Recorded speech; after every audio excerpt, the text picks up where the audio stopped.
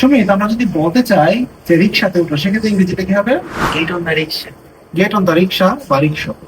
আমরা যদি বলতে চাই বাসে উঠো, Get on the bus. নৌকাতে উঠো, Get on the boat. Get on the boat. মানে আপনি যদি বলতে চান যে কোনো যানবাহন উঠো, সেক্ষেত্রে আপনি ইউজ করবেন গেট অন, মানে হচ্ছে কোনো কিছুতে ওঠা।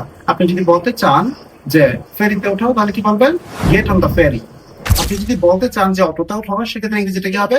Gate on the auto. আপনি যদি বলতে চান যে সিএনজিতে ওঠো, সেক্ষেত্রে ইংরেজিতে কি হবে? Get on the CNG. Okay, রিক্সায় তো উঠে গেলেন, এবার রিক্সা থেকে নামবেন না? চলুন এবার রিক্সা থেকে আপনাকে নামিয়ে দিচ্ছি। তো আপনি যদি বলতে চান যে রিক্সা থেকে নামো, সেটার আনসারটার জন্য আমরা যাব দুর্জয়ের কাছে। তো দুর্জয়, আমরা যদি বলতে চাই যে রিক্সা থেকে নামো, সেক্ষেত্রে ইংরেজিতে কি হবে? সেক্ষেত্রে ইংরেজিতে হবে get off the rickshaw. Get off the rickshaw বা রিক্সা। আপনি যদি বলতে চান যে রিক্সা থেকে নামো, সেক্ষেত্রে ইংরেজিতে হবে গেট অফ দ্য রিক্সা। ওকে, আমরা যদি বলতে চাই বাস থেকে নামো, Get off the bus. Get off the bus. আমরা যদি বলতে চাই যে ট্রেন থেকে নামো, সেক্ষেত্রে ইংরেজিতে কি হবে? Get off the trains.